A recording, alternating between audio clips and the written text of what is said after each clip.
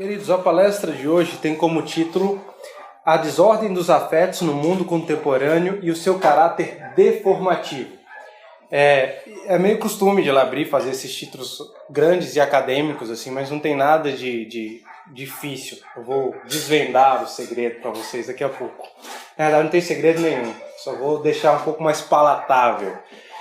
Quem viu o título percebeu que tem o D do desordem em parêntese e o D de deformativo também em parêntese. Então você pode ler a ordem dos afetos no mundo contemporâneo, o seu caráter deformativo ou formativo, como você pode ler a desordem dos afetos no mundo contemporâneo e o seu caráter formativo ou deformativo. A base dessa palestra, assim, digamos que os insights centrais eu tirei de um livro de um filósofo canadense chamado James Smith. O livro é You Are What You Love. Esse livro está sendo traduzido, se eu não me engano, pela Vida Nova. Deve sair nesse segundo semestre, né? O título já é bem sugestivo. Você é o que você ama.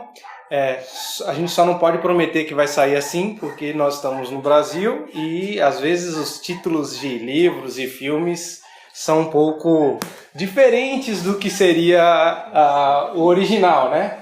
Mas eu recomendo muito, muito, muito a leitura desse livro. Me ajudou e tem me ajudado bastante. E então essa palestra partiu de pressupostos que foram encontrados nesse livro, mas não é uma palestra que expõe o livro. Então não está subdividido pelos capítulos, não é nada disso. Mas os insights centrais foram tirados desse livro.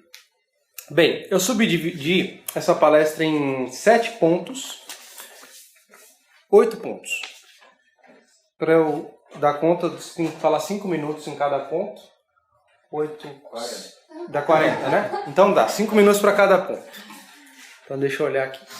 Primeiro ponto, eu inicio com a seguinte afirmação, que é uma afirmação talvez óbvia para muitas pessoas, que é: há uma desordem dos afetos no mundo contemporâneo. E aqui eu estou falando sem parênteses, estou falando há uma desordem dos afetos no mundo contemporâneo. Isso é quase que um lugar comum, né? Eu não precisaria talvez explicar muito sobre isso, como as pessoas têm manifestado o seu amor, a sua afeição, de forma desordenada, criando um certo caos afetivo. Isso provavelmente está relacionado a uma crise de sentido que nós vivemos no contexto atual, contexto pós-moderno para uns, ou de uma modernidade radicalizada, ou de uma ultramodernidade, ou de uma modernidade líquida, como as correntes filosóficas que vocês se filiarem e quiserem chamar, não tem um problema em relação a isso. Mas estamos falando do momento contemporâneo. E talvez essa crise de sentido é um pouco diferente de outras crises que nós tivemos no passado. E aí estou tendo apoio nesses dois autores, Peter Berger e Thomas Luckmann, Modernidade, Pluralismo e Crise de Sentido, a orientação do homem moderno. Livro muito bom.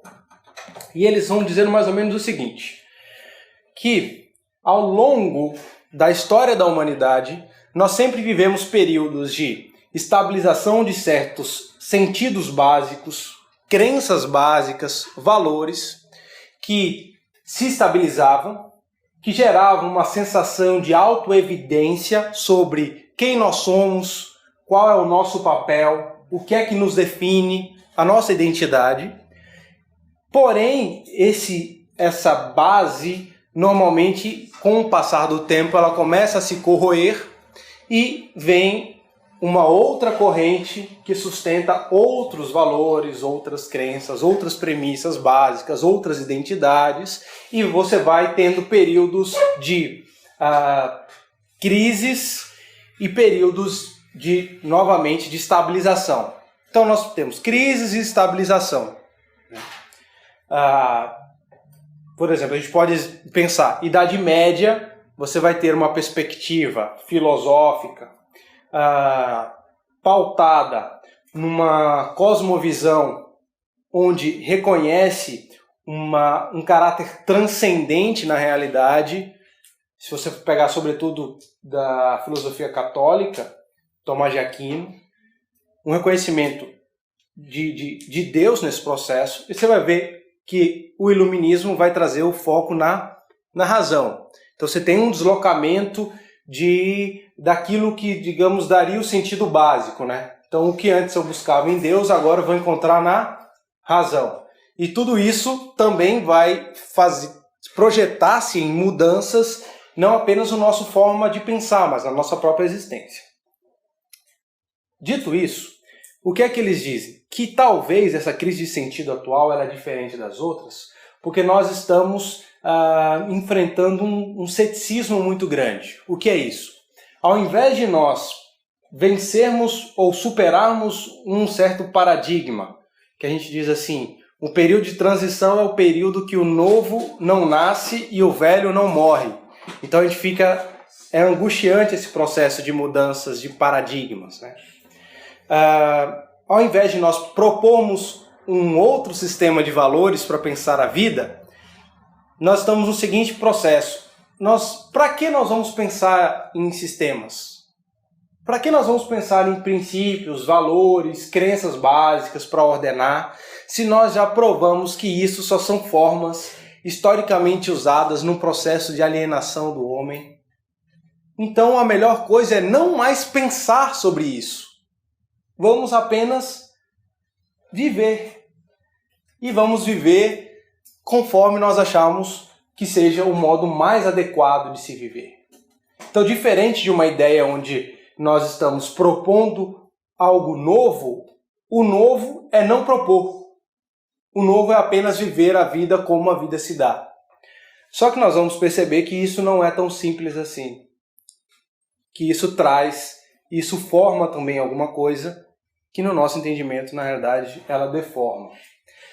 E com isso, como é que a gente legitima hoje as nossas ações? Em grande parte, nós temos uma legitimação subjetiva, que está baseada na nossa sensação, na nossa percepção. E aí a gente poderia, até indico para vocês uma palestra do Guilherme sobre revolução afetiva. A gente percebe como a questão da afetividade hoje tomou um local, tomou um espaço muito grande. Só para exemplificar, casamento. O que antes pensava-se o casamento como algo que tinha, sim, uma questão de afeto, mas também era um vínculo moral, agora se resume a uma questão de afeto. Então você está com a pessoa, se a pessoa te faz bem, se está legal. Mas se não está mais legal, se não tem mais aquele afeto, não está assim, então acabou.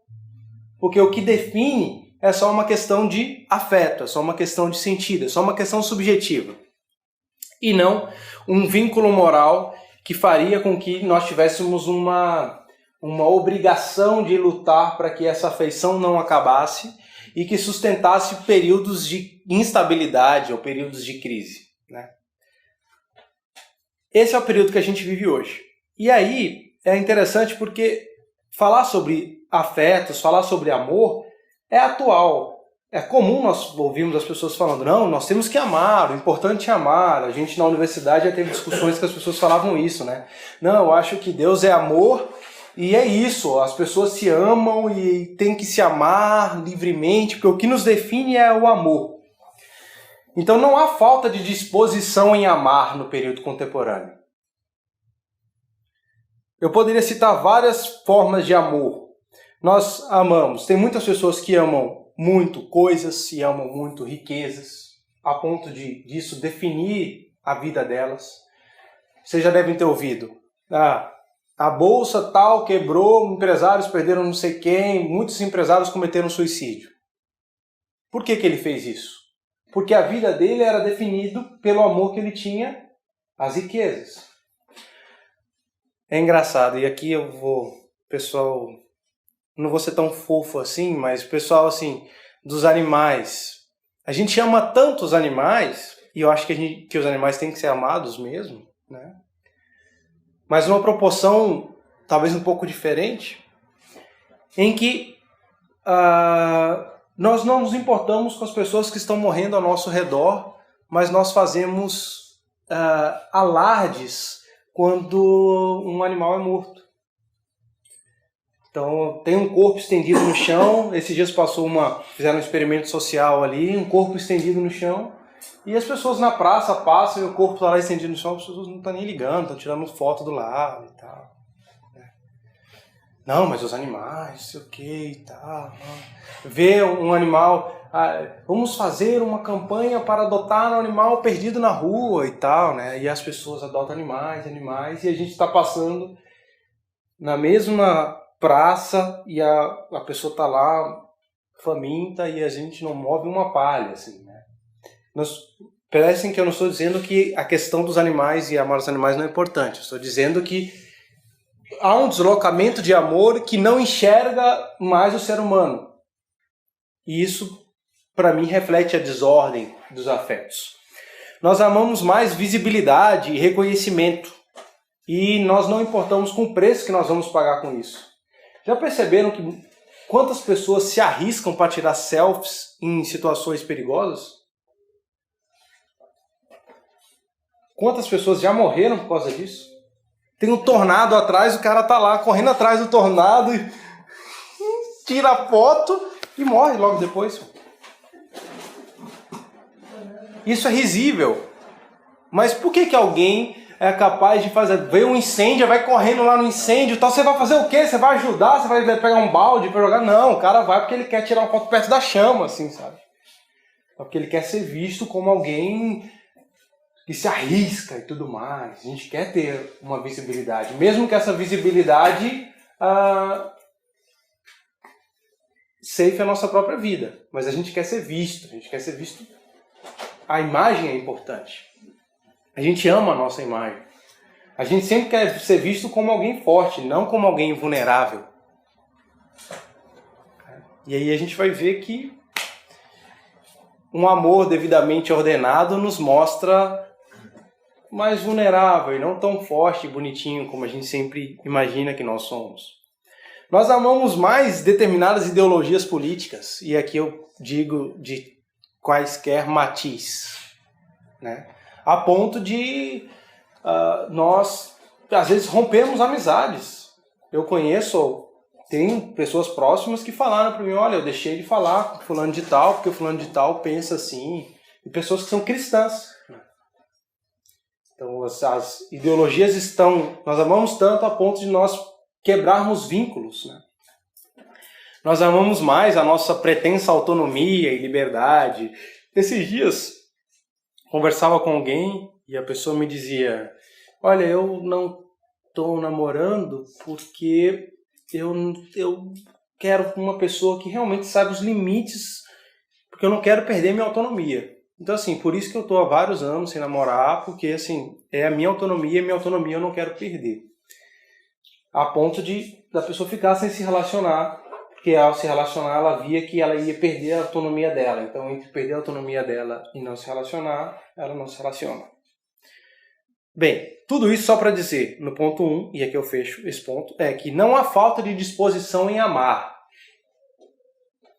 O que há é uma desordem que ordena uma vida longe de Deus. E o segundo ponto eu vou falar sobre os paradoxos. Por que isso é importante? A identificação que o problema não é a falta da disposição de amar. Porque normalmente a postura humana é apresentar uma solução antagônica. Então, se a gente tem um mundo hoje de muita afetividade, como é que é uma postura cristã correta? É uma postura que defende uma teologia racional, que eu possa sustentar, não, eu faço isso pautado na Escritura, verso, capítulo, sabe, até imposta a voz e tal, não, porque eu sou reformado, eu sou não sei o que, tal. Então, assim, aí você apresenta uma sustentação onde não tem mais afeto. Você responde racionalmente. Isso quer dizer que você não vai cair em vários problemas de uma afetividade desordenada, ok. Mas os afetos têm um local central na vida cristã. Então, quando a gente entende que o problema não é a disposição de amar, mas o modo como está ordenada a disposição de amar, o que é que nós precisamos fazer? É compreender o modo adequado de ordenar os afetos. Ordenar as nossas disposições em amar. Ponto 2. Paradoxalmente, esta desordem ordena e forma. Ou talvez seja melhor, deforma. Isto é, nós assumimos a forma daquilo que amamos. O amor nos constitui. Paradoxalmente, essa desordem ordena e forma. Porque nós assumimos a forma daquilo que amamos. O amor nos...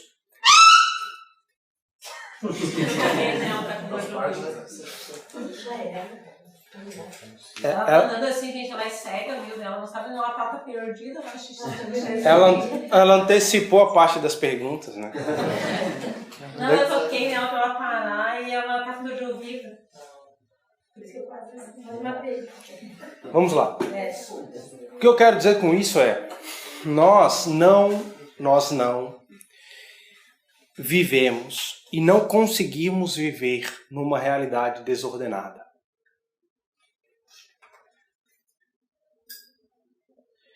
E aqui eu acho bem interessante como o psiquiatra austríaco Viktor Frankl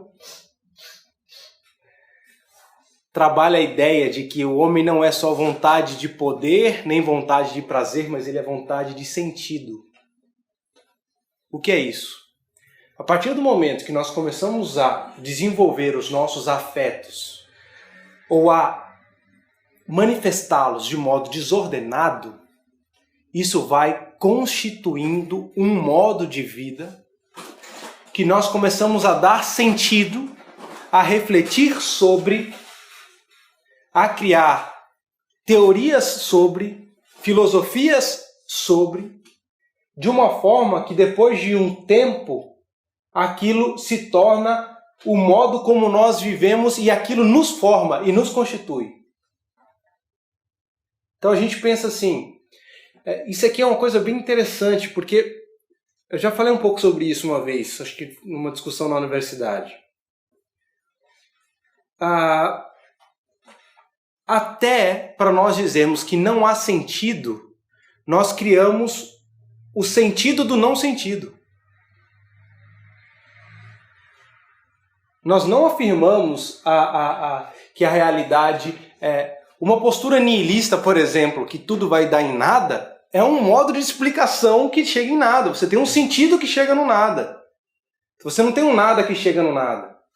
Então, assim, percebo que esse modo de desenvolver os afetos vai sustentando algumas premissas do tipo, olha, o importante é ser feliz e as pessoas têm que desenvolver o seu amor, o seu afeto de forma livre, sem nenhum tipo de barreira. Então, vamos lá. Se o casamento ele era pautado da forma X e hoje as pessoas querem que o casamento seja pautado da forma Y, o direito não pode limitar em nada isso. O direito tem que tutelar e reconhecer qualquer tipo de relação. E aí você já vai ter pessoas no direito que escrevem sobre isso. No direito, só para explicar para vocês, a gente tem um colega ali que também provavelmente já deve ter ouvido falar sobre o princípio da afetividade. E isso já é forte no direito. Com base no princípio da afetividade, muitas regras jurídicas são afastadas para sustentar relações onde eles dizem que há afeto, então tem que ser pautado. Então, o exemplo para vocês entenderem. No casamento, um homem, vamos supor, faleceu, a mulher teria direito à pensão, certo?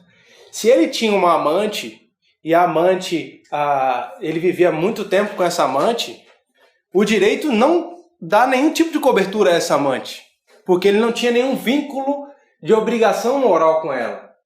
Mas com base no princípio da afetividade, a amante não pode ficar desamparada. Então a pensão tem que ser dividida entre a mulher e a amante. Porque está baseada na afetividade. Então, tudo isso só para exemplificar para vocês que a desordem dos afetos, ela ordena modos de vida, e esses modos de vida nos constituem. Então a gente começa a operar a partir deles. Então essa ideia de que há uma desordem, na verdade não há uma desordem. Há uma ordem, e nós precisamos compreender essa ordem. Ela aparentemente parece difícil, porque ela se aparece de forma muito multifacetada. Então vai exigir um trabalho de análise, de discernimento maior. Mas ela sempre ordena. O que é? Criam-se narrativas seculares sobre o que é o ideal de vida boa. O que é que nos define. Então, por exemplo, todas aquelas coisas que eu falei no início, a gente pode pensar, por exemplo, amor às riquezas. Você tem uma narrativa secular hoje que é a narrativa do consumo. Então, a nossa vida se constitui a partir do consumo, né? A gente vai ao shopping center. Ir ao shopping center é uma narrativa do consumo e a gente vai ver depois que nos constitui de forma litúrgica. A gente entra no shopping center, normalmente ele é grande. Ele é alto. Nós nos sentimos pequenos. Não há variação de tempo. A gente entra de manhã e sai de noite, a gente se assusta. Ué, cadê o sol? Que negócio estranho. Porque lá é uma experiência quase que eterna. Não há chuva, sol, calor, não sei o que, não. Há uma temperatura que é constante. Se a gente vai arrumadinho, mais ou menos, as pessoas tratam a gente como se, nossa, senhor e tal. Nossa, que bom que você está aqui, quer um café, um chá, que você se sente importante e tal. E as vitrines, e aí você compra e aquilo te dá uma maior satisfação. Você entrega algo seu ali, então há um processo de dar um envolvimento mais tangível ali. E isso é bem comum nos processos litúrgicos. Os ritos, há algo de simbólico e algo de tangível. E aí a gente compra e aquilo nos faz... Uau! A gente chega em casa depois do shopping, joga ali, deita na cama e... Opa! Uau! Meu Deus, que tênis bacana! Por quê? Porque é um tipo de narrativa que constitui sentido e que, sem nós nos percebermos, nós vamos sendo constituídos por ela. E é uma narrativa que movimenta os nossos afetos, os nossos amores. A gente ama tudo isso. Às vezes a gente não reconhece, mas a gente ama. Ponto 3. Daniel, por que nós nos alienamos assim? Por que o amor ele nos aprisiona? Por quê? Essa é uma pergunta interessante. Quando a gente é adolescente, fica apaixonado, é um negócio meio assustador, né? Não sei se vocês lembram da adolescência de vocês, quando se apaixonaram pela primeira vez. Eu não sou tão novo assim, então eu não lembro direito, assim, sabe? Tô brincando, eu lembro ainda. E é, sabe, do tipo que, velho, ela tem que olhar pra mim. O que é que eu preciso fazer, sabe?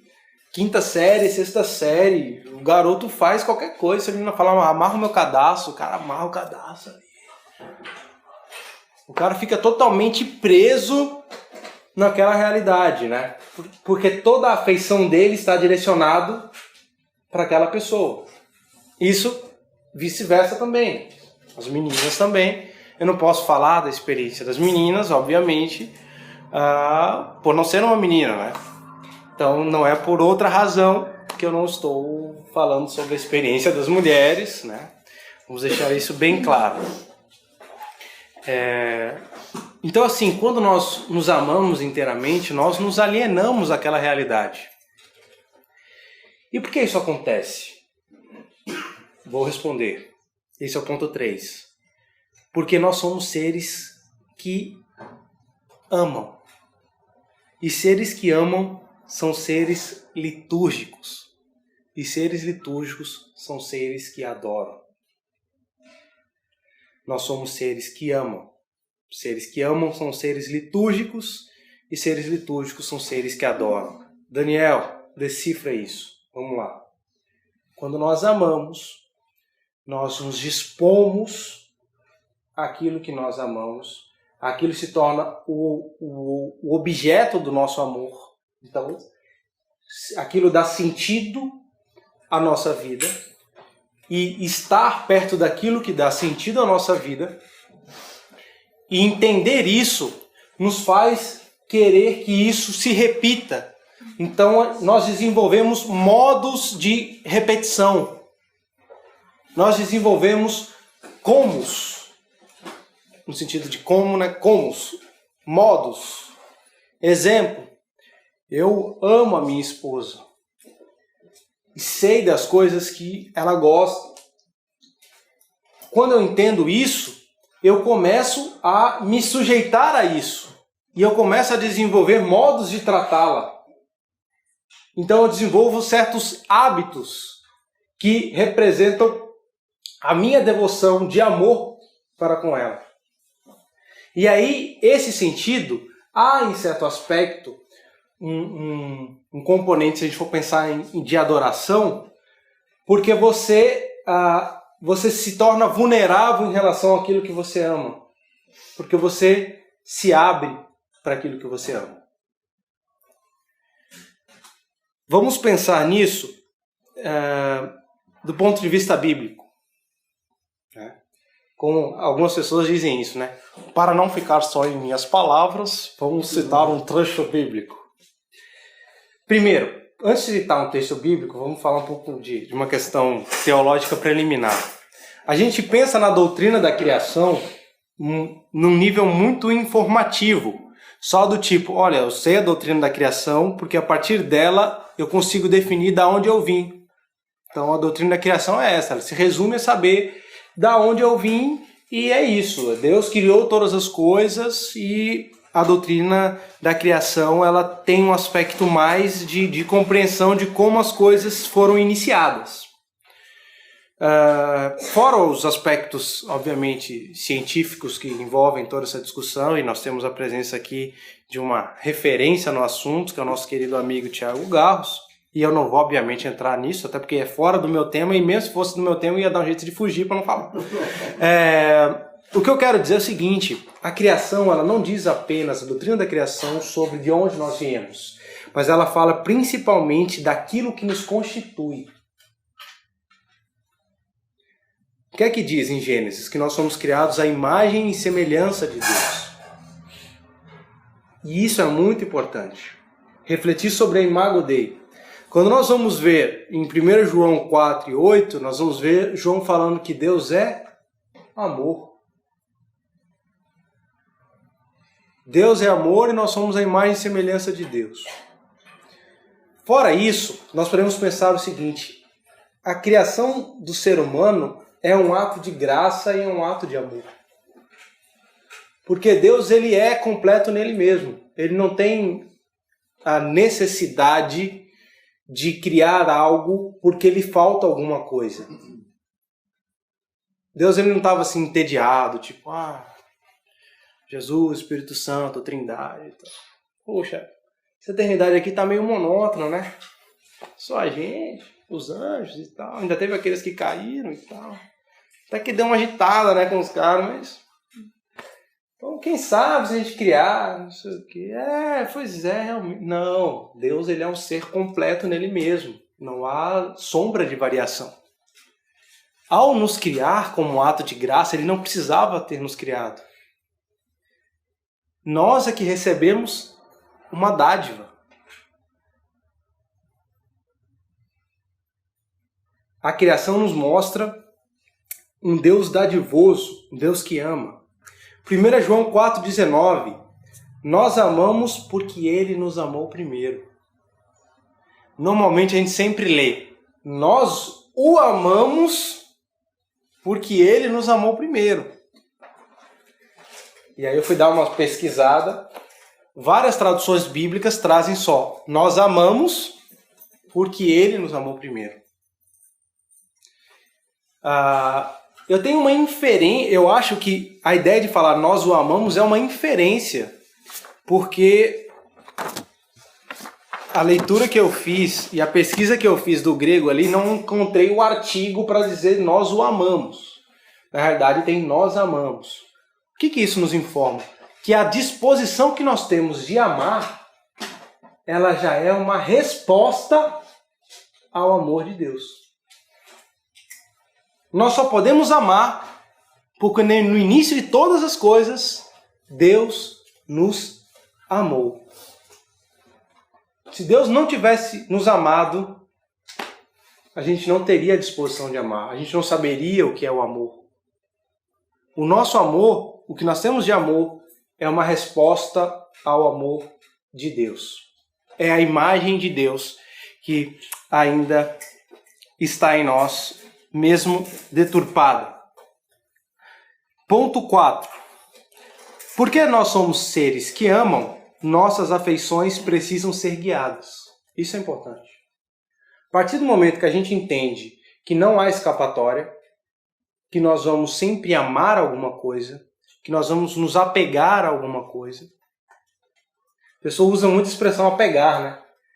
Eu tenho uma pessoa que fala assim, eu não quero ter mais cachorro não, porque eu me apego tanto, aí depois, você sabe, não sei o que, não consigo me separar e tal. Então a pessoa não... Nós somos seres que se apegam.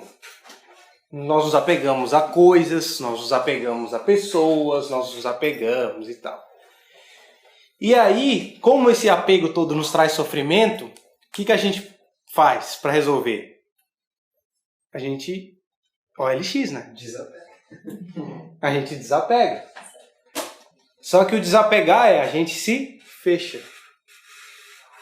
Então, ao invés de amar, nós nos fechamos num movimento egoísta.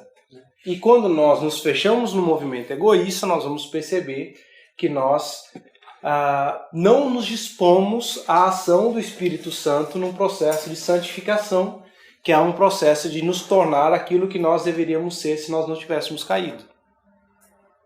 Então o processo de santificação, que às vezes a gente pensa como, tipo, estou aumentando o life, estou ficando mais, sabe, estou não sei o que, nada, poderia ser melhor pensado como um processo de restauração. Então nós estamos dia a dia sendo restaurados para a gente voltar ao que a gente deveria ser desde o início.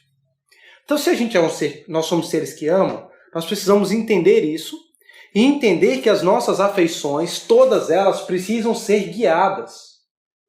Por quê? Se elas não forem guiadas intencionalmente, elas serão guiadas de forma não intencional. O que é?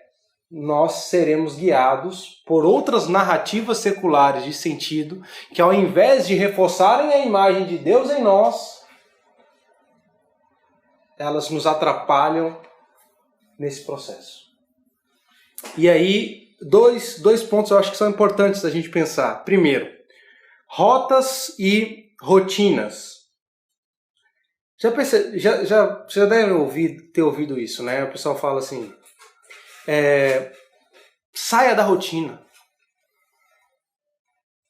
Não é de rotina, não dá certo. Assim, se liberte, saia da rotina. Aquele olha, pense fora da caixa, uma palestra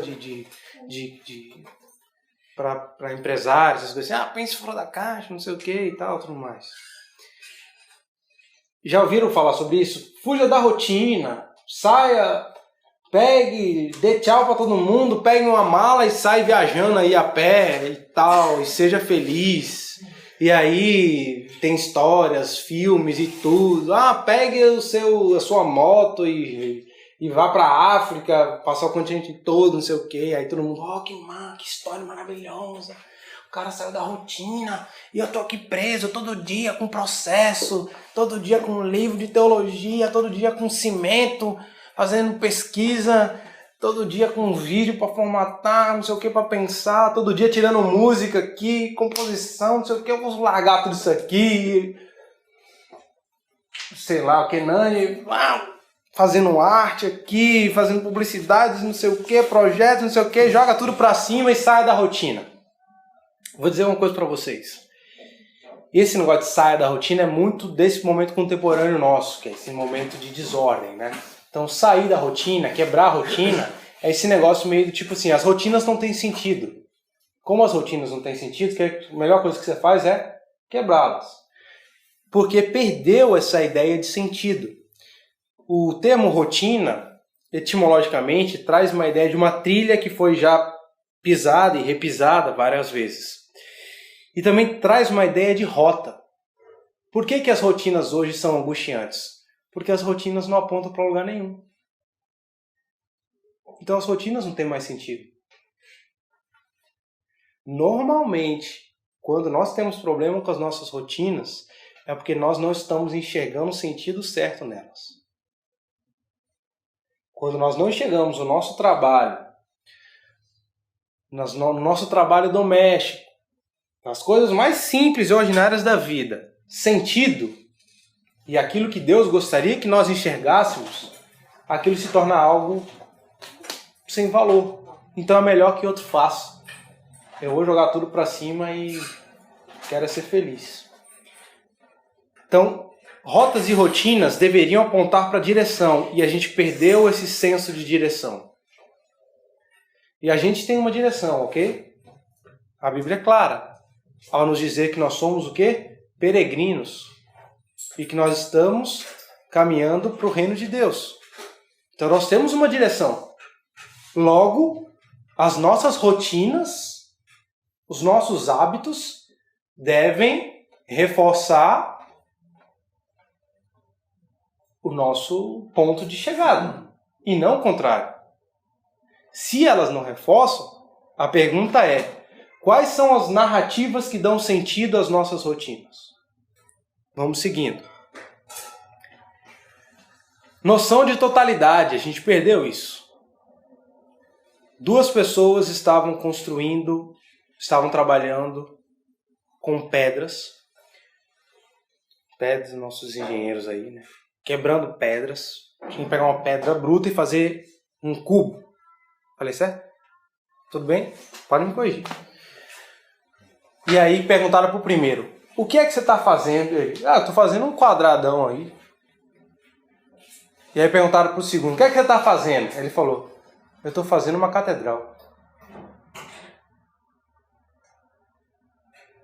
Os dois estavam fazendo absolutamente a mesma coisa. Agora eu pergunto para vocês: será que a satisfação dos dois era a mesma?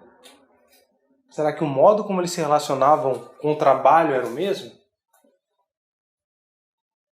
Um tinha noção de totalidade e de sentido. O outro só olhava ali e não conseguia enxergar o que estava para além dali. E o que é que Paulo vai nos dizer? Se a nossa esperança for apenas nesse mundo, nós somos o quê? Os mais felizes.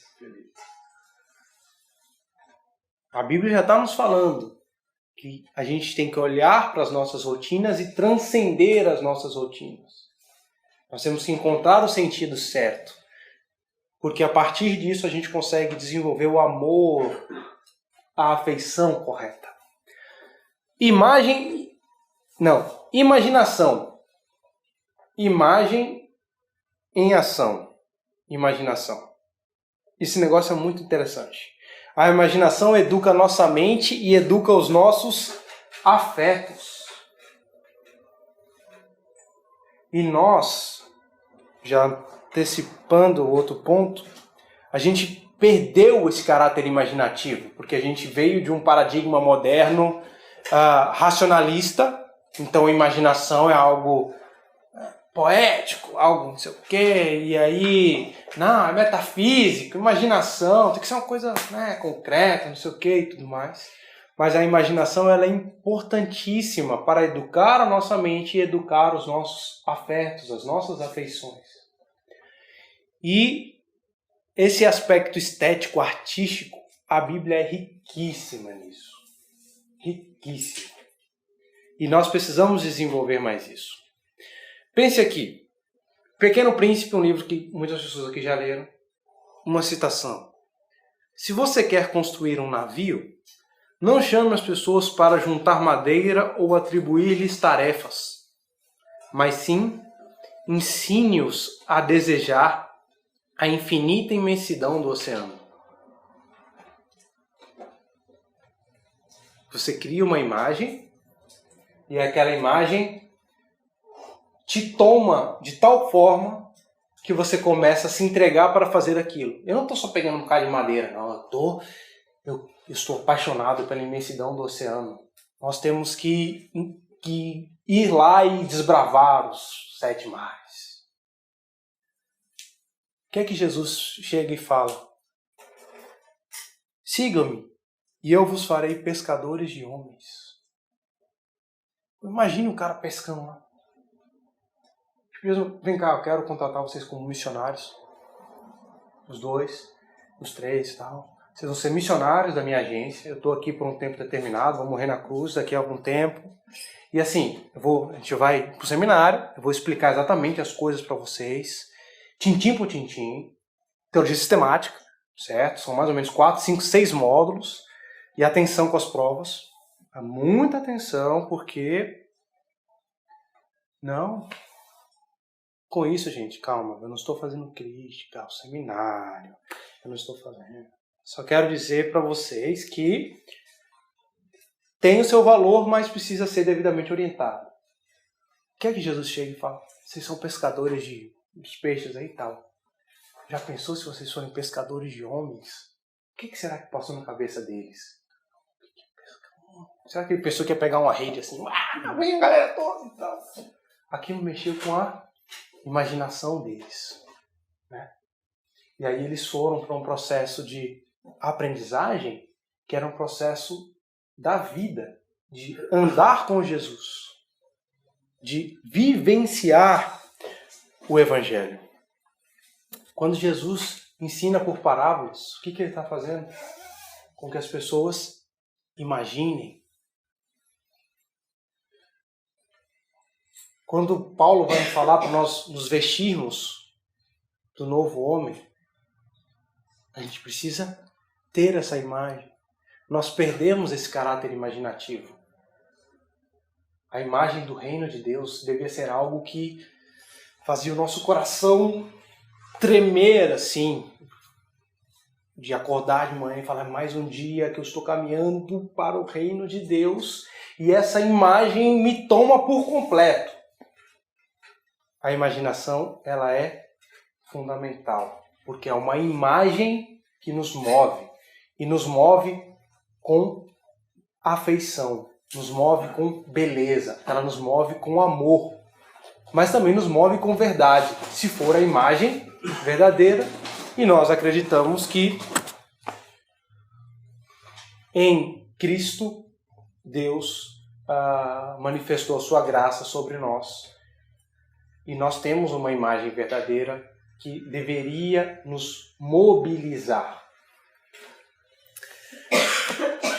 Ponto 5. O nosso todo deve estar sobre o senhorio de Cristo, não apenas a mente. Temos um problema de uma experiência cristã medíocre, e aqui, etimologicamente, mediano, no linguajar comum, meia boca, né? Usa meia boca no Rio Grande do Sul? Né? Meia sola, sei lá, mais ou menos. Nós temos uma experiência cristã medíocre que interpreta os seres humanos como se fossem coisas pensantes. A gente acha isso. A gente tem uma ideia muito informativa da experiência cristã e pouco formativa. E a Bíblia toda está nos mostrando que Deus está nos formando e não apenas nos informando. Isso é diferente. Você pode ter a informação certa, mas não vivenciar isso. Isso não está gravado no teu coração. A gente poderia lembrar no Velho Testamento, Deus falando, esse povo me adora com seus lábios, mas seu coração está distante de mim. É possível pensar que o que saía dos lábios deles eram verdades. Então eles tinham uma informação correta. Mas será que o coração deles estava formado do jeito que Deus queria? Então às vezes a gente pensa muito nisso. Quero ter uma vida cristã cheia de sentido, com vigor. O que eu tenho que fazer? Eu tenho que ficar lendo teologia. E na hora que eu sei muita coisa, aí eu vou ter uma vida cristã eficaz. É importante a leitura, gente. É importante ler a Bíblia, é importante a gente ler teologia. Mas a gente tem que compreender que a vida cristã não é uma vida informativa. Desculpe, mas é uma vida formativa. E como é uma vida formativa, nós temos que integrar tudo. Inclusive e principalmente o nosso amor. Se o nosso amor não estiver em Deus, e totalmente em Deus, a gente vai deslocar para qualquer outra coisa, inclusive para uma teologia correta até. Então eu posso pensar ortodoxamente, e aquilo, ao invés de me aproximar de Deus, aquilo pode se tornar exatamente o que vai me afastar de Deus, ou o que vai me encobrir de ter uma experiência integral com Deus. Então, aquilo que eu falei no início. A gente pensa, a gente tem um problema muito grande com a afetividade hoje. Então, a gente tem que ter uma experiência cristã não pautada no emocionalismo. Não, nada de emocionalismo no culto. Não, tem que ser, sabe? Não, as pessoas não sei o quê. O pessoal chora, o pessoal não sei o quê. Não, porque tem que ser uma vida cristã assim, ó. Falou, tal, exegese, sabe? Bem estrita, bem literalista. E muita informação não forma. Pelo contrário, ela deforma no sentido de que ela não consegue nos conectar de forma integral e de forma profunda. Nós não nos colocamos inteiramente na experiência. A gente só coloca o nosso intelecto. E Deus não veio e não quer que nós nos relacionemos com Ele como se fosse uma mera experiência intelectual. E esse é um problema. Qual é o problema? É que quando a gente descobre isso, a gente descobre que a gente ama muita coisa antes de Deus e que a gente não quer abrir mão disso. Mas vamos seguir. Na modernidade, você pode pegar, por exemplo, Descartes, que vai dizer penso, logo existo. Então você tem uma ideia de que tudo que nós podemos conhecer é aquilo que nós podemos medir, pesar, contar e tal. E isso é verdade. Então tudo que fosse fora disso não é verdadeiro. E aí a gente parte de uma lógica muito informativa, onde a experiência humana é uma experiência de saber as coisas, ter muitas informações, mas não uma experiência que seja mais profunda de vida, no sentido ético, no sentido estético. E às vezes a gente acha que é a mesma coisa. Vou fazer uma confissão para vocês aqui. Desde adolescente, eu tinha... E aí, assim, se alguém aqui já fez isso, se alguém faz, me perdoa, viu, gente? Por favor. Vocês têm que perdoar, porque isso é uma coisa importante, né? E é mandamento também. Mas assim, olha, eu tinha muita dificuldade na escola dominical quando o pessoal fala, vamos fazer gincana bíblica. E o que é gincana bíblica? É a pessoa pesquisar os nomes mais estranhos, as histórias menos lidas, os parentescos mais não sei o que, e fazer um quiz, né? Quem foi o pai daquele que caiu do não sei o que encontrou não sei o que, do profeta que era chamado de não sei o que, não sei o que? Aí, eu sei, não sei quem. Aí todo mundo acha assim, uau, a escola bíblica dominical tá crescendo porque o pessoal tá respondendo as perguntas difíceis e não sei o que, não sei o que, não sei o que. Gente, aquilo me incomodava de uma forma assim que, tipo, era meio rebelde o negócio. Eu falava, tô fora disso aí, me tira disso aí, não dá pra fazer isso. E, obviamente, como todo qualquer adolescente, eu devo ter me expressado de uma forma não muito bem educada e correta e cristã e tudo mais, né? Mas por que eu me incomodava com isso? Porque é uma lógica informativa. Então você tem pessoas que leem a Bíblia e falam que leram a Bíblia várias e várias e várias vezes, mas... E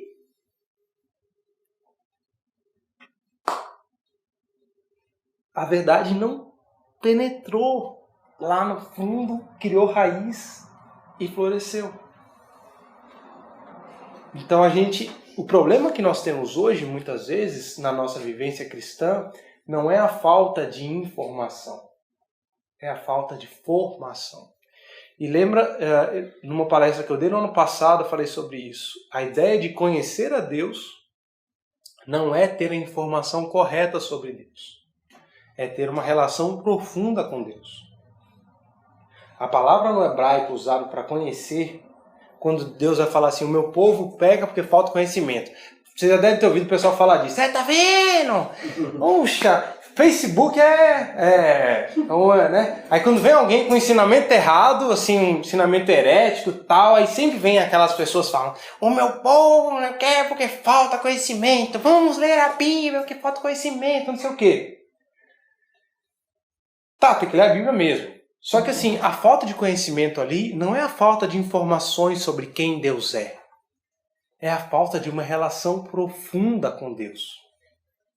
Quando Adão se relaciona sexualmente com Eva, o que é que a Bíblia diz? Adão conheceu a Eva. E essa mesma palavra, conhecer, é a que Deus vai falar que nós temos que conhecer. Só para vocês entenderem a profundidade desse tipo de relação. Então, quando alguém diz, eu conheço a Deus, não pode ser um conhecimento de ter informações corretas, mas tem que ser um conhecimento de quem anda com Deus. E isso é bem diferente. Por isso que eu falei, Deus não falou assim, Jesus não falou, vou fazer vocês pescadores de homens, vamos lá, tá ali essa linha, tal, não, vamos lá, vamos andar junto comigo? E na caminhada a gente vai ordenando os nossos afetos, para vocês entenderem que vocês têm que amar a Deus sobre todas as coisas, amar o próximo como a ti mesmo. Vamos seguir. Nós não somos coisas pensantes, nós somos seres que amam. Nós pensamos também, mas nós amamos. Quer ver? Um teste. Alguém aqui já teve essa experiência? Eu já. Não precisa responder. Se você faz isso, as pessoas ficam com vergonha de responder. Que você sabe que você não deveria fazer aquilo, você tem certeza absoluta que você não deveria fazer aquilo, mas você faz. Não precisa responder, pensa só na sua mente. Alguém aqui já teve essa experiência do tipo assim, antes de fazer a coisa, tipo, cara, eu sei que isso está erradíssimo. Sei que isso... Tenho certeza absoluta que isso está errado. Mas você faz. Por que isso acontece? Porque o nosso afeto, a nossa disposição, aquilo que está mais profundo dentro da gente, ainda não foi alcançado por Deus.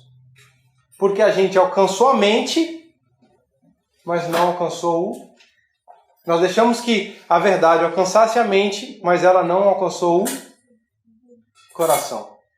E aí, se nós não treinarmos as nossas disposições interiores, a nossa disposição de amar e de afetos, a gente vai viver constantemente essa crise de saber as coisas certas e fazer as coisas erradas.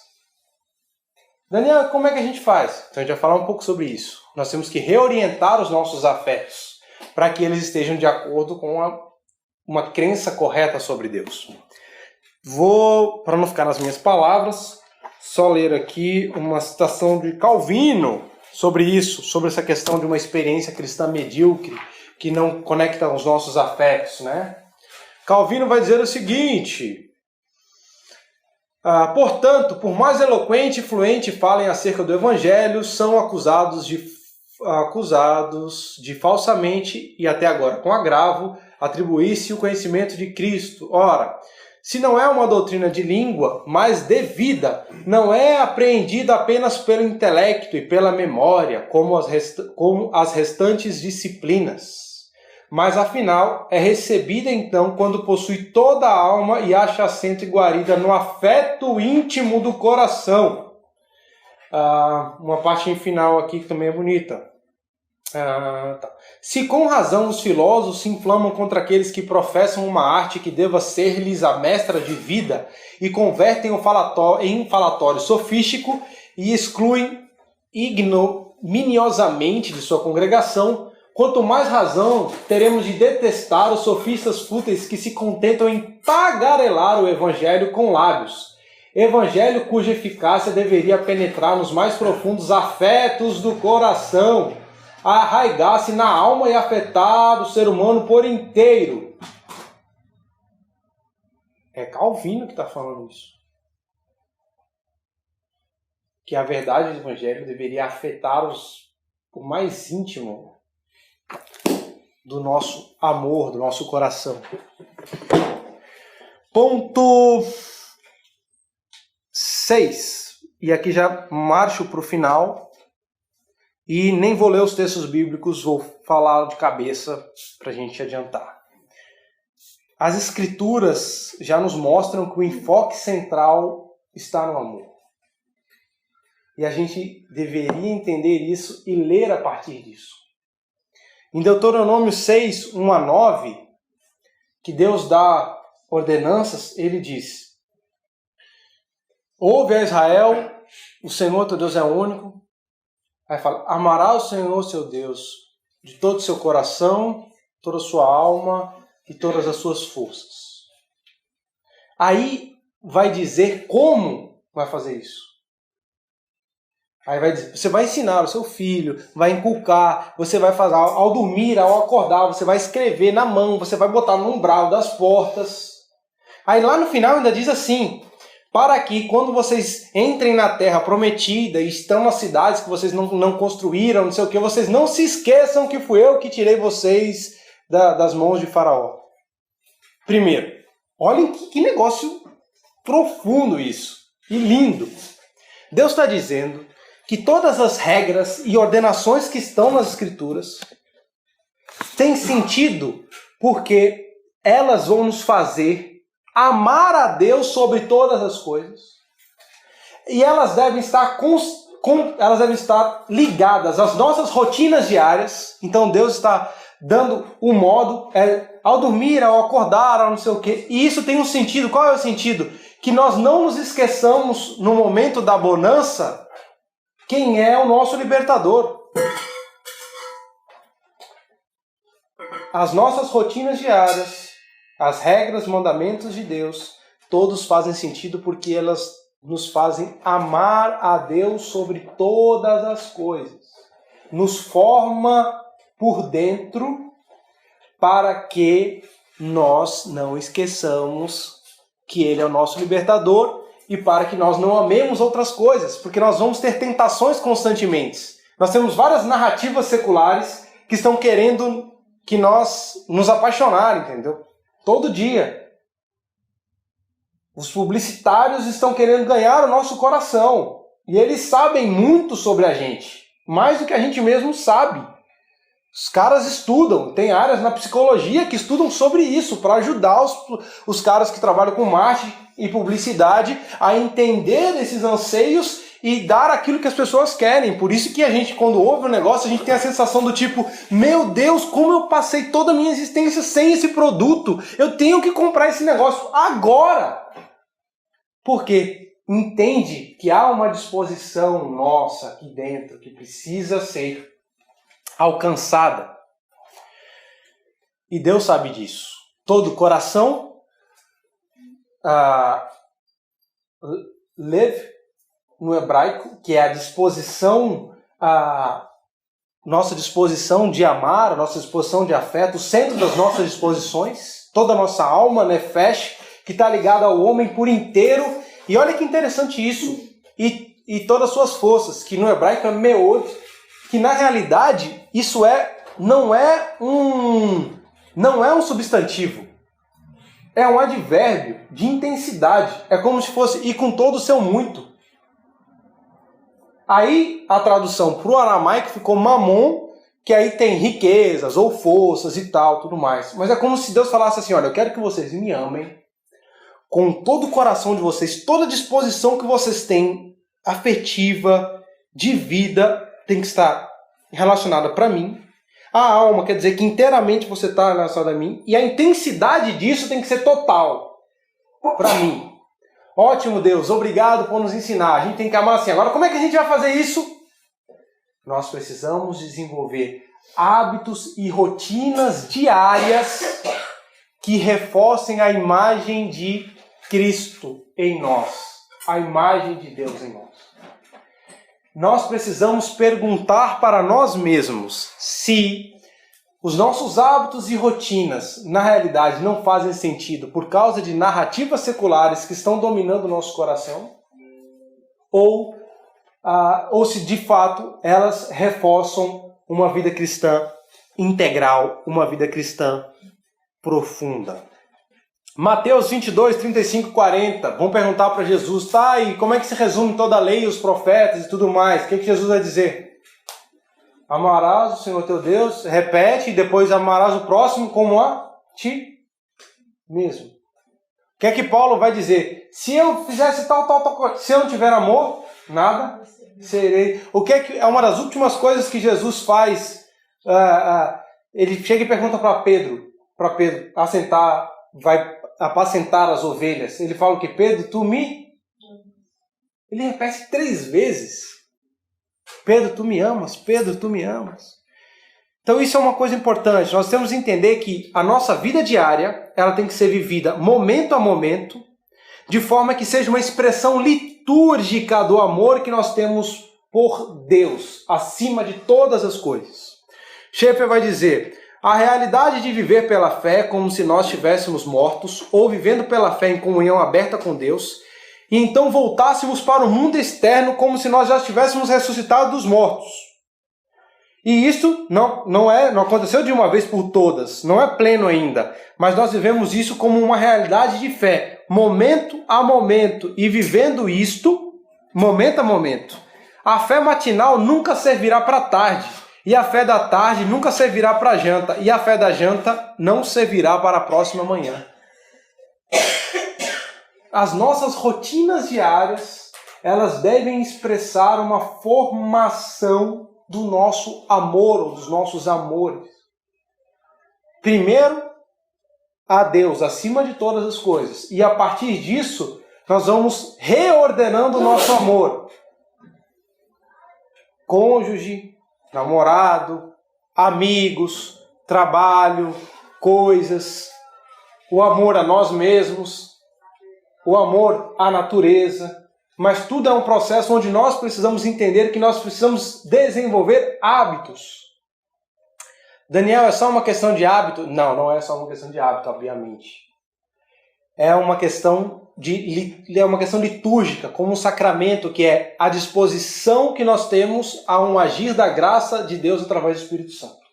Então nós nos dispomos a uma vida de hábitos virtuosos que ordenam o nosso amor, e o Espírito Santo vai formando o nosso caráter, dia a dia, momento a momento. Último ponto, nós não podemos pensar como cristãos e viver a partir de narrativas seculares. E isso é muito comum. Muito mais comum do que vocês imaginam. Por quê? As narrativas seculares treinam as nossas afeições na direção oposta, que é a imagem de Deus em nós, a glória de Deus. Então, eu sei que eu amo a Deus acima de todas as coisas, mas se eu vivo uma vida narrativa de consumo, o meu amor ele vai estar destinado ao quê? Ao consumo, à compra. Eu não tenho como amar a Deus sobre todas as coisas se a minha vida tem sentido por uma narrativa de consumo. Por mais que eu tenha na minha cabeça que eu tenho que amar a Deus sobre todas as coisas. Então eu tenho que quebrar essa narrativa de consumo e entender que eu tenho que ter uma narrativa de vida em que tudo vai fazer sentido em Deus. Bem, já pelo horário avançado, vou pular bastante coisa. Isso é até proposital para dizer que a gente pode fazer uma parte 2 dessa palestra. Mas eu quero fechar com a seguinte reflexão. O deserto ou um período que pode ser pensado como um período de sofrimento, ele é importante porque o deserto ele nos desnuda e mostra onde está realmente o nosso amor. Quando nós passamos por situações assim, aí a gente vê a angústia, o desespero que a gente tem quando a gente perde alguma coisa. E normalmente a gente só consegue experimentar isso na adversidade. E o deserto mostra isso. O povo de Israel, liberto das mãos de Faraó, quando começou a apertar a situação, era melhor a gente ter morrido lá, pelo menos lá a gente tinha uma carninha para comer de vez em quando, né? Aqui a gente está passando fome. O que é que o deserto fez? Mostrou para eles que o amor deles se satisfazia com o pão que eles tinham na mesa, que eles não poderiam padecer dificuldade. Eles preferiam ter esse pão do que padecer dificuldade. Jesus, antes da tentação, onde é que ele foi? Para o deserto. E quando ele encontra com Satanás, o que as perguntas fazem? Questionam sobre a identidade dele. Se tu és o Filho de Deus. Mas ele já tinha passado pelo deserto e tinha provado sua identidade. E aí ele vai responder, por exemplo, que nem só de pão viverá o homem, mas de toda palavra que procede da boca de Deus. Por quê? Porque ele, no deserto, se dispôs a encontrar a identidade que estaria plena se tivesse totalmente entregue a Deus. Para a gente entender que os nossos hábitos e rotinas se constituem em oportunidades que o Espírito Santo dá para reordenar todos os nossos amores, isso só vai fazer sentido se nós entendermos que toda a nossa vida tem que ser entregue nas mãos de Deus. E é isso que nos assusta. Se poucas pessoas experimentaram o amor de Deus ou a provisão de Deus nas coisas mínimas, é porque poucas tiveram coragem de se abandonar a esse ponto numa relação com Deus. Jesus, ele nos mostra isso.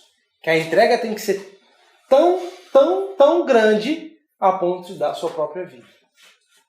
E essa tem que ser a nossa entrega também.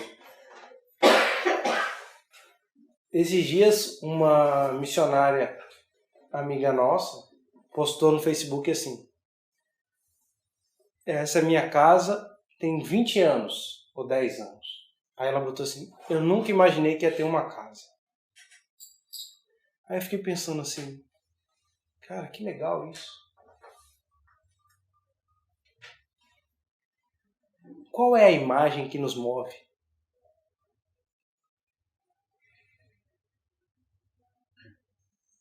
Reconhecimento profissional, ter uma conta recheada, reconhecimento artístico,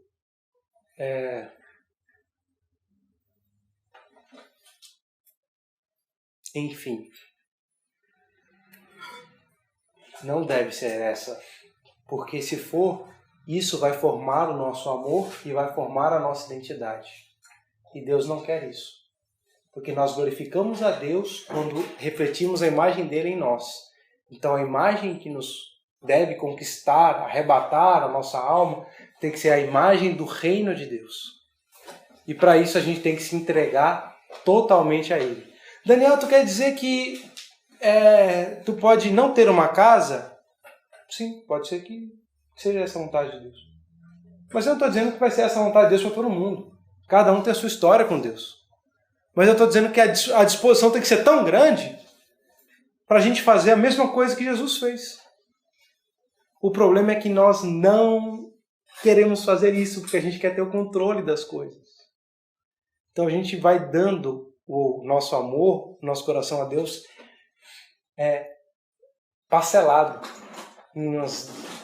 Tipo, 10 vezes é 10 anos. Tipo assim, Deus, aqui ó, eu vou te dar aqui.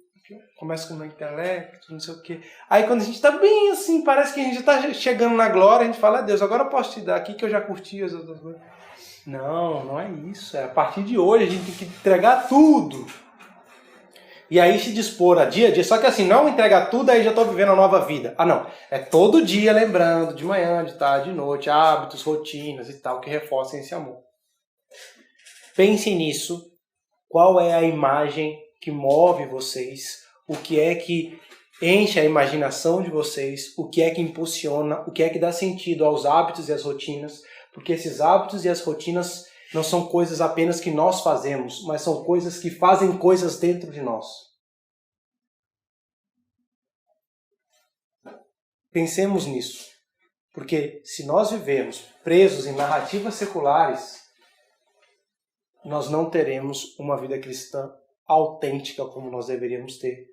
E eu creio que a ideia de um relacionamento com Deus é uma ideia autêntica. Do seu interior fluirão rios de água viva. É uma vida plena. Plena. E se nós não vivemos isso ainda, é porque ainda a gente ama outras coisas mais do que Deus.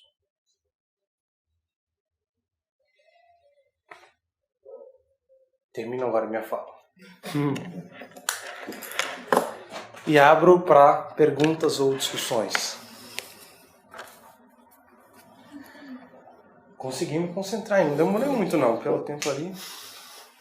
Então nós temos uns 10, 15 minutos aí para perguntas, observações, compartilhamentos, antes de nós partilharmos do pão juntos. Que é uma prática litúrgica muito importante. Comer junto. Pode ser um de cada vez, para evitar de não sair bem na gravação a sua voz. Pergunta a mão? Ah, é, a gente tem um amigo. Tem um outro Thiago ali para substituir pelo nome, né? Mas que sempre faz 2 perguntas. Mas a filhinha dele nasceu, então. Por isso ele provavelmente não veio. Daniel, muito boa a tua palestra. Gostei bastante dessa questão da ordem, da desordem, como é que isso se dá. E fiquei pensando no que tu abordou no início ali a respeito do consumo. Tem até um problema que os teóricos aí têm dificuldade de conceituar o consumo, porque ele foi confundido imediatamente com consumismo. Tipo, veículo, consome gasolina, não sei o quê. Então, qualquer outra dimensão de consumo está achatada frente que o consumismo que a gente percebe é tão forte que ele é confundido até com a cidadania assim, das pessoas. Tu é a partir daquilo que tu consome e tudo mais. Então você já tomou uma dimensão tão totalitária assim, que parece que é uma condição especial de tu poder se perceber alguém frente a isso. Né? Eu fico imaginando uma coisa que a gente está tão imerso, né? E às vezes não para para pensar que todos os nossos afetos, todos os nossos amores são direcionados. Não sei, talvez no que tu leu ali, eu queria te perguntar se tem alguma pista que a gente sabe que precisa fazer essa reordenação, né? Mas tu teria alguma ideia de como que a gente consegue não desesperar, ser prudente de olhar essa realidade e de alguma forma, com a ajuda de Deus, de algum caminho, tentar se desvencilhar disso de uma forma sem se agredir ou sem se anular, sei lá, se não pirar a cabeça. Se tu olhar mesmo, o problema é muito grande. Né? Sim. Imagina. O que é que tu diz como sem se anular, só para eu te entender melhor? De repente vai ser que nem aqueles caras que falam deserto, os essênios, não sei o que, deserto, uma coisa assim. Sim. Sei lá. Qualquer atitude radical, assim. Sim. Vai entrar numa outra desordem, talvez. Sim, tô entendendo. Normalmente a gente tem esse lance meio tipo, vamos criar os monastérios e vamos para eles e ali a gente vai conseguir viver isso. Na realidade não é isso, né? Porque as pessoas pensam assim, que a vida cristã é uma vida de abnegação. Mas ela não é apenas uma vida de abnegação. A gente encontrou um tesouro que é o mais valioso de todos. Então a gente está indo atrás dele. E onde está o nosso tesouro, ali está o nosso coração. Então, em Deus está o nosso tesouro. Então não é uma coisa de se anular. É uma questão de nós sermos quem nós realmente deveríamos ser. Então, não é uma questão de eu estou sendo... Não, eu estou me ordenando, porque assim, quem eu sou não é realmente quem eu deveria ser. Então, o que eu sou é o Daniel, com as inclinações todas, todas mexidas, todas alteradas, danificadas por causa da natureza pecaminosa. Então, quando eu me encontro e me entrego totalmente a Deus, e vou fazendo isso dia a dia, Deus vai reorientando os meus afetos. E aí o que acontece? Eu não me anulo, pelo contrário, eu me torno quem eu deveria ser. Então aí a vida é cheia de sentido. E eu começo a ver sentidos. A questão toda é, eu tenho que ter o amor certo para as coisas. Então aquilo que a gente falou, não é não amar as coisas, não é não amar os animais, não é não amar os amigos e tal. É você amar com a proporção devida. Mas isso tudo deve existir a partir de uma ideia de que o amor supremo está em Deus e é isso que nós buscamos. Porque quando a gente busca alguma coisa da gente, a gente não consegue fazer isso, a gente se perde na caminhada. Então a gente tem que se entregar totalmente para Deus e a partir do momento que a gente se entrega totalmente para Ele e vive a nova vida dele é que a gente se reencontra. Mas vamos lá, o que a gente não fazer para nos esperar? Eu também tive esse lance assim quando comecei a pesquisar sobre isso. Mas a questão toda é que Deus, Ele quer que, pelo que eu percebo assim da leitura das Escrituras, nós precisamos ser sinceros diante de Deus e deixar que dia a dia Ele faça o que Ele tem para fazer em nós, porque a questão não é o que a gente faz, mas é o que Ele tem para fazer em nós. A gente tem que se esquecer nesse processo, entendeu? É claro, a gente tem que intencionalmente pensar em hábitos e rotinas virtuosas, mas não é tipo, o que eu vou fazer para me tornar melhor aqui? Não, eu tenho que me dispor e estar feliz com aquilo que Deus está fazendo em mim, todos os dias, porque é contentamento.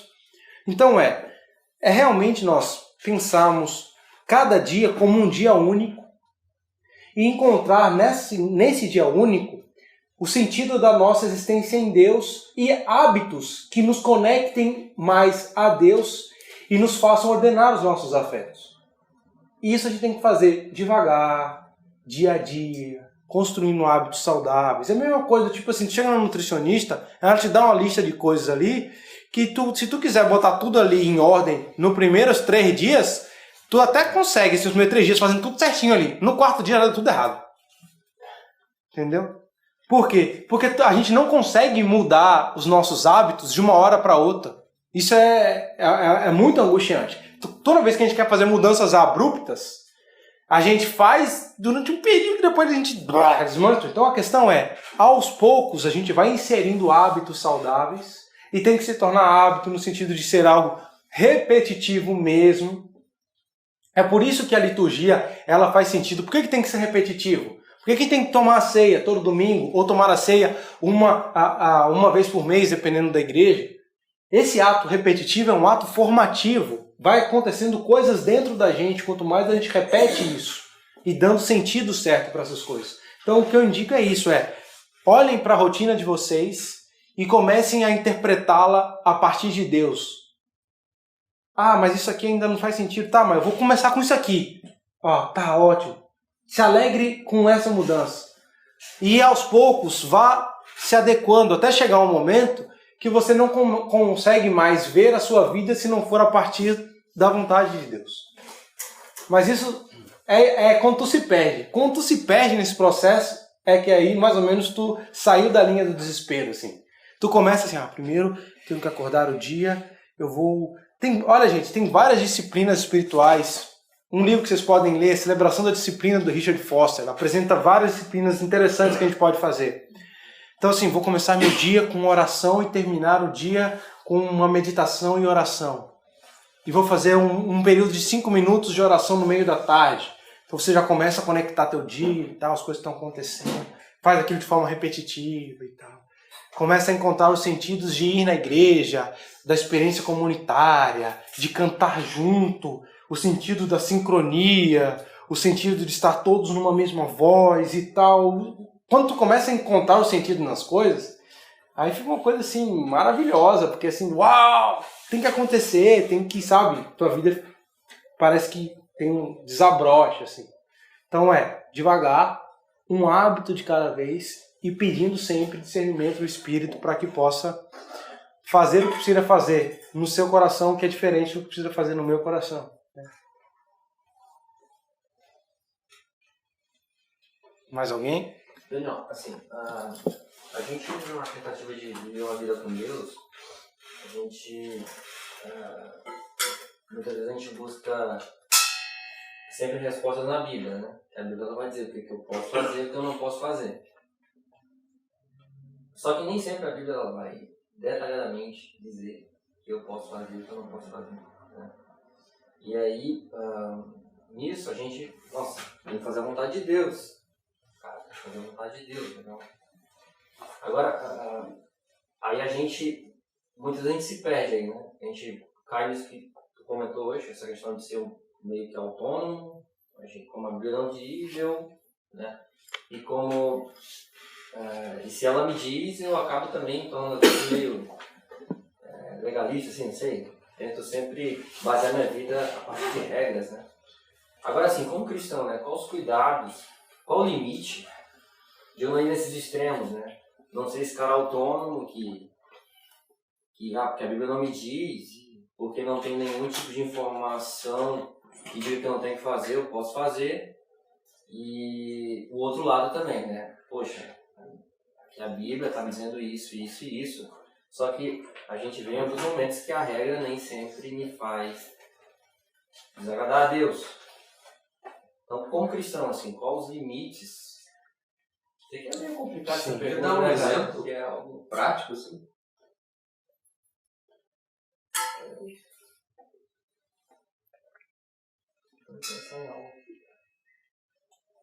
Tá, o que eu diria é o seguinte, vamos lá. Primeiro, assim, vou citar um rabino antigo que dizia: as verdades de Deus chegam mais perto, chegam mais rápido ao nosso coração pelos pés do que pela nossa cabeça. As verdades de Deus chegam mais rápido ao nosso coração pelos pés do que pela nossa cabeça. Porque são verdades que têm que ser vividas no caminho. Não são verdades que têm que ser apenas entendidas no intelecto. Então o que eu diria? Primeiro é que assim, às vezes a gente quer responder essas coisas específicas sem responder o que é prioritário ou sem resolver o que é prioritário. A gente quer saber o que eu posso fazer? Será que eu posso fazer isso? Posso fazer aquilo? A primeira coisa que a gente resolver é: será que nós nos abandonamos totalmente à providência divina? Você entendeu? Então, tipo assim, quando a gente se abandona completamente à providência divina, a gente está sabendo que a gente vai caminhar agora, entendeu? Então, a gente caminha a partir da vontade de Deus. E todo dia a gente tem que fazer isso. Todo dia. Todo dia. Porque a tentação da gente ter controle é muito grande.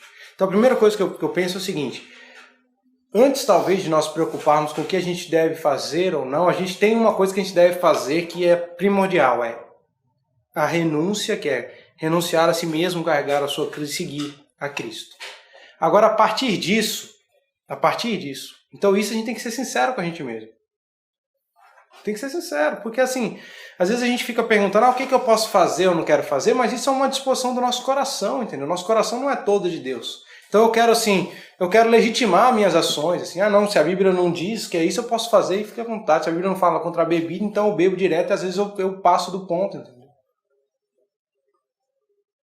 E por quê? Não, porque assim, a Bíblia não diz, então aí a minha experiência com as coisas, que deveria ser uma experiência que glorifica a Deus, se torna sempre uma experiência danosa. Mas eu não consigo resolver a experiência se eu não resolver o problema do amor. Então, às vezes, o problema dessa pergunta é que eu quero controlar as coisas antes de caminhar. Eu quero chegar assim: Deus, vou caminhar contigo. Mas assim, Deus, rapidinho, me fala aí exatamente aonde é que eu vou ter que caminhar, o que eu vou ter que fazer, e aí eu vou. certo? Só que não é assim, velho. Deus vai falar assim, ó, tá aqui o deserto, vai lá. E aí, quanto mais você anda, mais você vai ficando, você vai se vendo assim, sabe? Tipo, raio-x, assim, tu olha, caramba, eu sou mais feio do que eu imaginava, eu sou pior do que eu imaginava. E aí você vai descobrindo que tem coisas que você deve fazer, tem coisas que você não deve fazer, tem coisas que você pode fazer, tem coisas que você não pode fazer. E isso não significa necessariamente algo que está, tipo, escrito nas escrituras, assim, do tipo, não faça isso, não faça aquilo. Que a gente está acostumado a viver esse tipo de relação com a regra. E aí a gente controla a regra. Entendeu? O que é que os vários rabinos fizeram? Eles, das regras que Deus deu no Velho Testamento, eles fizeram mais regras e mais regras e mais regras. Então eles tinham um catálogo de regras. O que as regras faziam? As regras eram para satisfação deles. Então eles diziam, nós fazemos isso, nós fazemos aquilo, nós fazemos aquilo. Então as regras não tinham sentido nenhum. As regras expressavam no coração que não amava a Deus sobre todas as coisas. Então o que eu te digo é o seguinte, velho, caminhe. Eu não posso te dizer assim, isso tu vai poder fazer, isso tu não vai poder fazer. Caminhe com Deus, a vida com Deus é uma vida surpreendente, entendeu? Então caminhe. Então tem coisas que para uma pessoa eu não devo fazer e outras pessoas vão fazer. Eu não estou dizendo assim, claro, coisas relacionadas à palavra, assim, do tipo, sei lá. Traição. Por exemplo, traição. Eu não estou dizendo isso. Eu estou dizendo do tipo assim, que a gente tem uma ideia de pecado como se fosse assim, uma coisa que Deus falou assim, pecado, traição é pecado. Pecado é toda vez que a gente caminha no sentido oposto à vontade de Deus. Então, por exemplo, se Deus quer que daqui a 2 anos eu me entregue inteiramente ao ministério e eu vou fazer concurso para juiz, eu estou vivendo uma vida contrária à vontade de Deus. Eu estou vivendo uma vida de pecado. Tá, Daniel, mas não está escrito na Escritura que tu não pode ser juiz. Na realidade, não está escrito na Escritura que a minha vontade tem que ser totalmente entregue a Deus. E quando eu falo que eu quero ser juiz, é porque eu quero ganhar 30 mil por mês do que ter que viver de 2 mil de oferta. Então, na realidade, quando eu escolho ser juiz, é porque eu amo mais a estabilidade econômica do que eu amo aquilo que Deus tem para mim. Só que o reino de Deus, ele é o quê? Ele é eterno. Então a gente olha só com não, eu vou ter aqui aposentadoria, não sei o quê, só de auxílio moradia. O auxílio moradia é 5 não sei quanto, só de auxílio moradia. Então imagina o resto, não sei o quê. Então, tipo assim, quando eu tomo uma decisão a partir disso, é porque minha vida faz sentido a partir disso, entendeu? Então, é isso. Durante a caminhada, Deus vai nos dando discernimento. Agora, é claro, é uma caminhada com Deus, é uma caminhada à luz da revelação das Escrituras, é uma caminhada onde você tem uma comunidade de fé saudável, é uma comunidade onde você tem irmãos que você imita. Então, esse processo de desenvolver amores, afetos, é Paulo falando, por exemplo, sejam meus imitadores como eu sou imitador de Cristo. Então, na minha igreja, na comunidade de fé que eu participo, tem pessoas que eu coloco como referências para a minha vida e eu procuro imitá-las. Então, assim, a questão não é simples, assim, dizer, eu posso fazer isso, eu posso fazer aquilo e tal. A questão é a vida com Deus, caminhar, imitação, todo um processo bem... Aí depois que a gente resolve isso aí, por exemplo, tu vai ver que às vezes as nossas perguntas, assim, a gente pode fazer ou não fazem nem sentido. Na verdade, a gente vai ver que a gente nem vai mais perguntar isso. Eu acho... Pode falar. Eu acho que com relação a isso, quando no Novo Testamento Deus colocou apenas 2 mandamentos supremos, que é amar a Deus e amar a teu próximo como a ti mesmo, tinha todos aqueles 10 mandamentos, não matarás, não isso, não aquilo outro. Mas quando Deus ele resumiu, porque ao amar a Deus e ao amar o nosso próximo, a gente não vai matar. Então, aquilo que, eu não posso fazer isso, sim, mas nisso aqui, eu vou estar deixando de colocar a Deus em primeiro lugar, eu vou estar ferindo o meu próximo, então isso eu não posso fazer. Então, eu acho que ao amar a Deus acima de tudo e ao amar o meu próximo como a mim mesmo, essa questão de poder ou não fazer vai ser baseado nisso. Então, eu não vou ficar me perguntando, porque eu vou pensar no meu próximo, eu vou pensar em Deus. Então, isso resume tudo. Essa semana eu estava pensando, estava voltando de Canoas, visitar minha família para Porto Alegre. E aí me veio a imagem de uísque, que dizem, né, que o whisky, quanto mais velho vai ficando, né? Diz que fica melhor, né? Não entendo muito. Mas me veio essa imagem, daí fiquei fazendo analogia sobre as coisas que são mais velhas e vão amadurecendo, não necessariamente com a idade, né? Tem um amigo meu que fala que na igreja às vezes tem que tirar a barba e o bigode de alguns para dar uma madeira, então não é uma questão de idade, né? Mas eu tava pensando assim, eu gosto de futebol, então eu assisto jogos assim, tu vê guris, meninos jogando é uma correria. Tu vê os caras mais velhos, profissionais jogando é uma coisa, é outro estilo, né?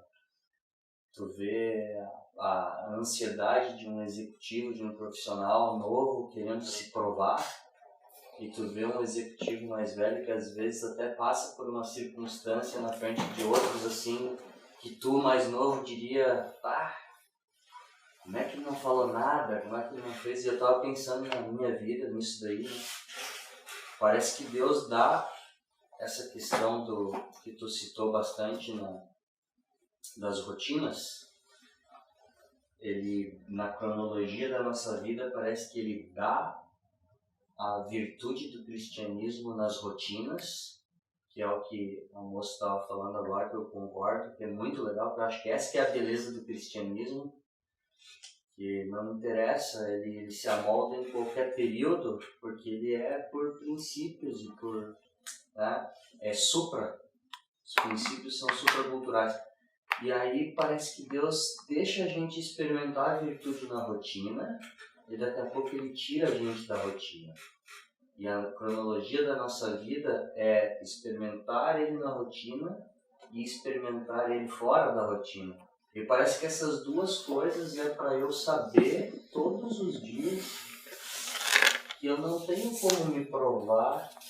E é bem o que ele estava falando, né? Porque a gente tenta se provar, né? Tipo, eu quero caminhar hoje, eu quero saber o que é certo eu fazer hoje.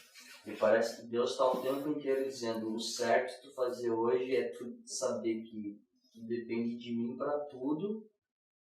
E vamos caminhando aqui e vamos descobrindo junto ao longo do dia, porque não tem uma fórmula certa. Tu pode errar. Acho que a gente sofre desse mal do cristianismo, né? Sim. A culpa, a gente fala dos antigos católicos, né, que se martirizavam com os chicotes e tal, mas a gente faz isso sem chicote. E a graça de Deus, eu tenho experimentado isso, assim, né? Parece que na história da nossa vida, para amadurecer o jogador de futebol, o executivo, o discípulo, já está contemplado na graça e no amor de Deus as cagadas que a gente vai fazer. E ele está ali junto, né? Eu acho isso que é o legal, que ele tira a nossa cara, ele já me tirou a rotina assim, Deus, aí tu fica todo perdido. E agora? Mas é legal, né? Sim. Tem assuntos que eu percebo que há 5 anos, 3 anos atrás, 10 anos atrás, eu lidava de uma maneira ansiosa, antipática, burra. E daí hoje tu já pensa um pouco mais antes de falar, relaxa um pouco mais, sabe que Deus, né? É divertido, é difícil, mas é divertido. Sim. A ideia, assim, ó, uma coisa que tu falou muito bem, é que Jesus faz esse resumo, né? Mas isso é importante a gente falar que isso já estava no Velho Testamento. Porque às vezes a gente tem uma ideia meio dividida, assim, da Bíblia, né? Não, o Deus do Velho Testamento é um Deus de ira, e o Deus do Novo Testamento é um Deus de graça. Deus, ele é o mesmo. Então, assim, o texto de Deuteronômio, que é a referência que Jesus faz também na resposta dele, já estava lá. Então Deus, desde o início, estava falando que as rotinas, as leis, as ordenanças tinham sentido para que as pessoas amassem a Ele acima de todas essas coisas. Esse já era o projeto de Deus. E aí Deus, ele estabelece rotinas, porque ele sabe que se ele não estabelecesse rotinas, as pessoas iriam desenvolver rotinas doidas e os seus afetos ficariam desordenados. Então Deus vai falar, olha, no tal dia tu vai descansar, de ter em quando você vai fazer a festa de não sei o que, a festa de não sei o que e tal. Então Deus estabelece toda uma realidade de cuidado com as pessoas. Então as regras e ordenanças de Deus são para que nós o amemos mais, né? E aí, isso que tu falou foi muito bacana, assim, ó, as rotinas, elas devem sempre, a nossa experiência com ela deve transcender a rotina não pode ser um fim em si mesmo. Então tudo que a gente faz tem sentido em Deus. Mas a gente tem que ter cuidado, porque daqui a pouco, como a gente quer sempre ter o controle das coisas, a gente controla as rotinas e aí a gente se acha que nós somos bons cristãos porque nós fazemos isso, isso e isso. Quando isso acontece, a rotina já virou um fim em si mesmo, entendeu? Então, assim, é constantemente vencer na tentação de encontrar o sentido das rotinas em Deus e para Deus e não no controle que nós podemos ter sobre ela. E sabendo que Deus pode quebrar a qualquer momento essa nossa lógica de rotinas para nos ensinar alguma coisa. Tem muita coisa que acontece fora da rotina, né? Muita coisa. A rotina é necessária para a nossa formação, porque se não tiver repetição, o nosso caráter ele não é formado. Então a gente precisa repetir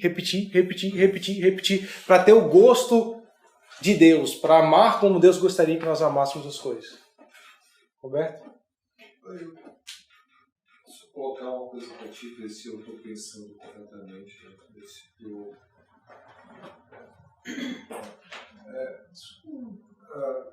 Não é algo assim que nos confunde quando a gente cria toda uma expectativa em cima. Acho que talvez esse é o sentimento, expectativas.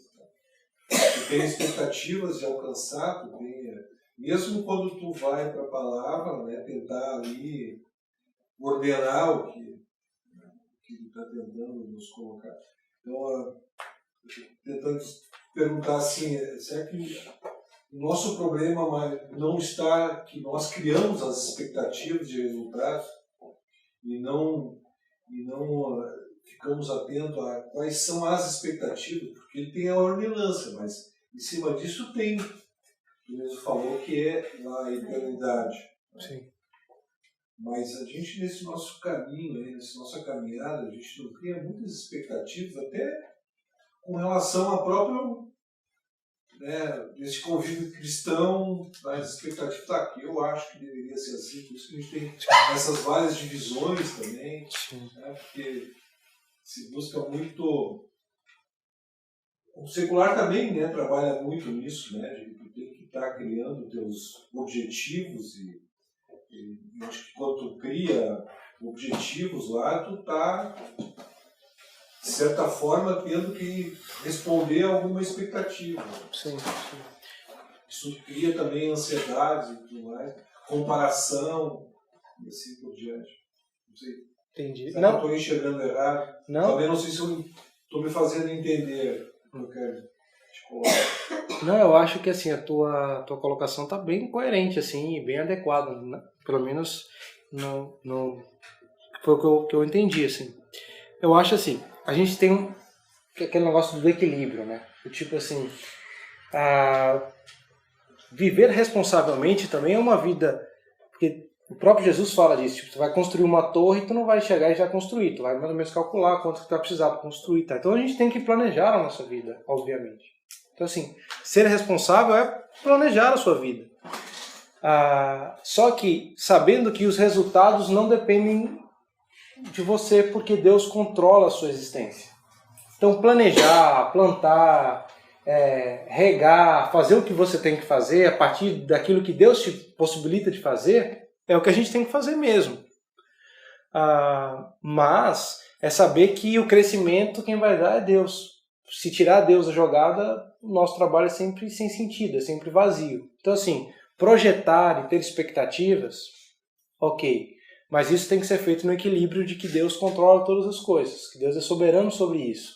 Agora o que eu quero colocar é o seguinte, nós não vamos não ter expectativa. Então como é que a gente faz? Nós temos que nos conectar mais em Deus, porque quanto mais nós estamos imersos nele, as nossas expectativas são moldadas a partir dele. Então às vezes a gente quer fazer assim, eu quero ter expectativas do tipo de Deus. Então o que eu tenho que fazer? Vou começar a ler a Bíblia e tal. Deus pensa assim, então... Aí a gente só consegue ver as coisas do tipo assim, então o que é servir a Deus? É ser um missionário? É ser um pastor? É ser alguém que trabalha na igreja? Não. O que a gente tem que fazer? Na nossa vida é ter hábitos que nos aproximem mais de Deus. quanto mais conectados nós estamos com Deus, mais nós conseguimos ver as coisas de Deus em toda a existência. E aí as nossas expectativas também são moldadas a partir dele. E aí a gente resolve bastante essa questão das expectativas e da ansiedade. Porque se eu espero aquilo que Deus queria que eu esperasse, e do jeito que Ele queria que eu esperasse, eu não vou ter ansiedade. O problema é que às vezes o nosso planejamento se dá fora de uma vida que se entrega diariamente a Deus. E aí, como se dá, a gente cria uma expectativa que não é a expectativa que Deus queria, e aí gera um ciclo vicioso, né? E só para encerrar, eu não sei se vocês, quem foi ao cinema, olhou Cabana, quem leu Cabana, a caverna é muito significativo, para mim, pelo menos, né? Aquilo que eles colocaram lá, lembrando a leitura desse livro, acho que tem isso, né? Onde, porque, de repente, em cima das expectativas que ele criou, né? Questionando Deus com a morte da filha, mas essas questões de expectativas que ele teve de Deus, acho que também é por não conhecê-lo, né?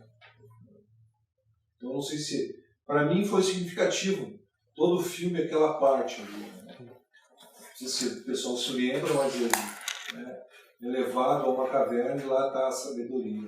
Ele começa a ser confrontado com as verdades dele. Spoiler. Gente, vamos orar para a gente participar do momento da refeição. A gente, depois da oração, a gente desloca a mesa aqui no meio e pode continuar conversando e comendo, né? Pai, nós tivemos um momento aqui de reflexão e nós reconhecemos que o teu propósito desde o início era que nós amássemos o Senhor acima de todas as coisas.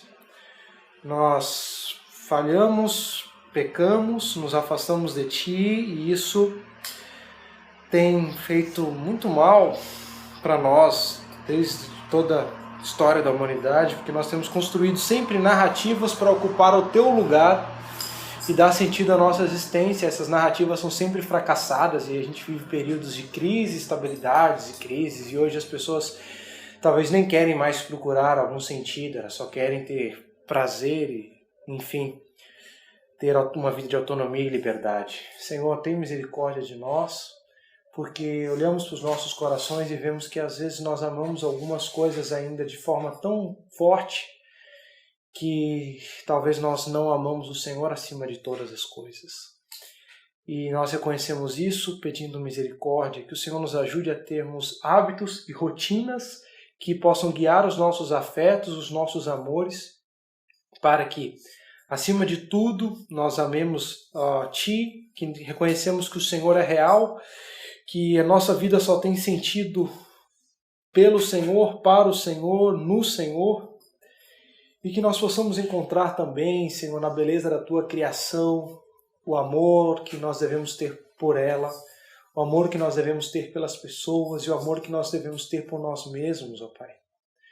Nos ajude nessa caminhada, que lembremos que a confiança não está em nós, no nosso braço, na nossa força, inteligência, mas a nossa confiança está em Ti, que em Jesus Cristo o Senhor está reconciliando todas as coisas consigo mesmo e que nós estamos fazendo parte desse projeto e estamos caminhando para esse reino maravilhoso.